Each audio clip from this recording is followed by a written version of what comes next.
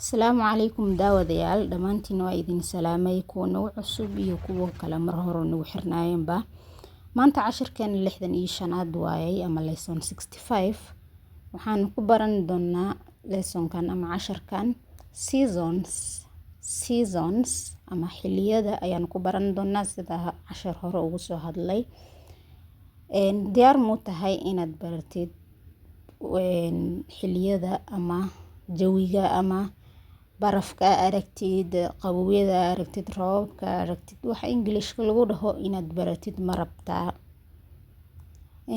Hadda maxaa baran doonaa laba qaybood ayaan u kala qaybiyay.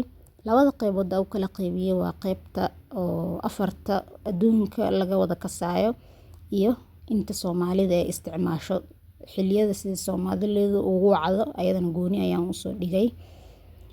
Qaybta koowaad ama 4 main seasons ayaan galaynaa oo adduun weynaha dhan baleyskala aqaano.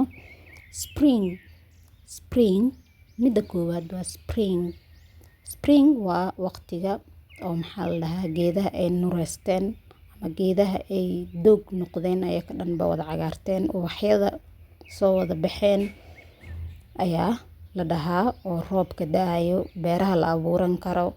Adi waa waqti iska barwaaqaysan springa ayaa laga wadaa ama waqtiga beeraha la diyaarsado sida Soomaalidu u dhahdo. Insha Allah ayadana gooni ayaan u baran doonaa. Summer xilliga labaad waa summer Soomaalida ayaa dhahdo laakiin Englishkeena Britishka marka aad ku dhawaaqaysid summer ayaa u aqrini oo ah waqtiga qorraxeedka ayaa la dhahaa summer. June ilaa August waa xilliga qorraxda jirto, xilliga geedihii wixii abuuratay ee ku kari lahaayeen waayo qorraxda mar walba waxay karisaa. Waxaan cuneyno qorraxda iyadoo jirin waxba ma karaan. Qorraxda waqtigeeda waana bisha 6aad ilaa bisha 8aad ayay u dhaxaysaa. Autumn ama fall waxaa waaye waqtiga geedaha ay caleen bedelanayaan ayaa la dhahaa oo caleen cusub soo yeelanayaan kuwii isbedelayaan oo cagaar iska bedelayaan jaallo ay u bedelmayaan. Waa waqtiga beerihii abuurihii guran lahayd ayaa la dhahaa ee caleemahana dhulka soo daadanayeen.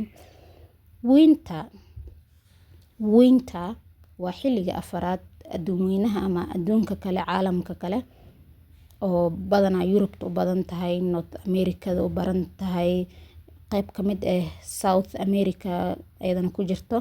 September-ka ilaa November-ka ayuuna dhacaa qabowyadan qabow zaid daran waaye geedihii baxayeen way dilayaan qabow wax kuma baxo oo way wada fadhiisanayaan guriyada way fadhiisanayaan gawaarida way fadhiisan karaan. Marka jilaalka ka jiro Soomaaliya ama wadamadan kale abaaraha qabato winter-kooda ayaka jilaal camal ayay u tahay waqtiga abaarta ayaa la joogaa oo roob ma jiro waqtigan. Marka waa bisha 9aad ilaa bisha 10aad. Bilahana cashir kale ayaan ku soo baray fadlan hadaa u baahan tahay dib ugu noqo oo isdhehaysid bilaha sida Englishka lagu dhaho ayaan baran rabaa. Fadlan dad kanaalkan ku cusub tahayna subscribe saaro sida cashiradii hore iyo cashiro cusubba u heshid. Insha Allah waxaan rajeynayaa videogan intuu noqon doono video wax badan ka faa'iiday. Midkan waa video yar oo ku tusayo sida xilliyada afarta xilli ee isku bedelaan. Marka maxaan dhahnay spring waa qaybta koowaad sida afarta u wareeganayso spring ayay ka bilaabani haddana winter-ka markay aado haddana spring ayay ku soo noqoni hawada mar walba sidaas ayay isku bedeshaa. Marka Soomaaliya iyo adduunka kale ama wadamaha barafka ka dhaco ama qabowada ka dhaco iyo Soomaaliya isku hawo mooho. Marka maxaa loo dhihi karin Soomaaliya waxay leedahay summer ay leedahay winter ay leedahay lama dhihi karo laakiin wax u dhigma ayay leedahay. Sidaas Soomaaliya ayadana 4 xilliyood ayay qabtaa. Afartaas xilliyoodna qof walba oo hooyadii Soomaali ahaato ama aabahiisa hooyada Soomaali ahaadaan ama Soomaaliya joog ama ha joogin waa maqashaan umaleynaa gu, xagaa, deer, jilaal waa maqashay. dadkeeni hore ma dhihi jireen maxay ku xisaabtami jireen sanadku ma xisaabtami jireen maxay ku xisaabtami jireen waqtiga gu'a, waqtiga jilaalka ay dhalatay ama ay u dhashtay ama sidaas ayaa lahaa taariikh iyo bil ma xisaabsani jirin. marka maxaa yeelay bilasha mar walba xilli kasta bilasheeda ayay leeyihiin. marka Soomaali xiliyadeeda ayaan hore u sii galaynaa. maxaa lahay Soomaaliya maxaa lagu xisaabaa cimilo ahaan waaye oo maxaa yeelay maxay leedahay laba waqti oo qoyan iyo laba waqti oo qaleel jiro. marka xilligeena koowaad ayaan ka bilaabeynaa oo ah jilaal. jilaal afka Englishka maxaa lagu dhahaa dry season. soo ma aragtid meeshaan spring waxba ma isticmaalin, waana January ilaa April bisha koowaad ilaa tan afaraad. gu xilliga labaad oo sanadka waa gu waa waqtiga roobka ayaa la dhahaa, waqtiga beeraha la abuuranayay, waqtiga beeraha la tabcanayay, waqtigaas ayaa la dhahaa gu. waana rainy season, waqtiga roobka ayaa la dhahaa. roob xoogan waaye, roob dheer waaye. roobka laba Soomaali u kala baxaa, ku yar iyo ku badan. May ilaa July ayuuna dhacaa, bisha shanaad ilaa tan toddobaad ayuu dhacaa. xagaa waa xilliga saddexaad, xagaa ayaa la dhahaa. xagaa afka Englishka maxaa lagu dhahaa second dry season. jilaal ayuu ahay, dryga labaadna ama qaleelka labaadna waa midkan xagaaga ah. marka Soomaaliyada wixii loo dhihi karin afartan seasons kale ama xilliyo adduunka isticmaasho loo isticmaali karin waqtigeeda cimilo camal ayuu u shaqeeyaa. roob meel ayuu ka digi karaa, meelna kama digi karo. sida xagaaga, waqtiga xagaaga Muqdisho roobab yar ayaa u da'o, waqooyi iyo dhinactahan kalena way qalalan tahay, roob ma lahan.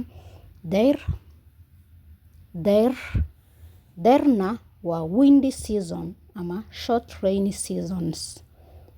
deyr maxaa waaye waqti oo dabeel jirto, roob yarna jiro ayaa la dhahaa deyr. waxayna dhacdaa Novemberka ilaa Decemberka. waqtigan qabow ayaa iska jiro oo waa iska dabeeleysan tahay, mararka qaar roob tifiq yaraa arki kartaa. roobka gaaban ayaa la dhahaa ama short rainy season.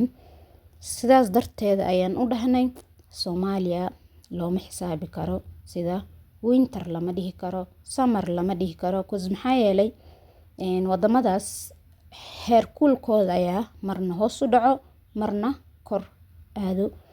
maxaa la arkaa intay negative gaarto, intayba eber kasii hooseyso ayaa la arkaa qabow zaid jiro wadamadaas. Soomaaliya waxaas ma jiraan oo waa iska sidii cimilada camal ayay isku bedeshaa badaha darteeda. I don't know. fadlan haddaad kanaalkan ku cusub tahay subscribe inoo saar. cashirka aad jeclaan laheedna inaan kusoo xijiyo commentka inagula wadaag. cashirkan hadduu wax kuu taray ama wax u caawiye ama wax ka fahantidna ayadana sidoo kale commentka nagula wadaag. waana mahadsantihiin.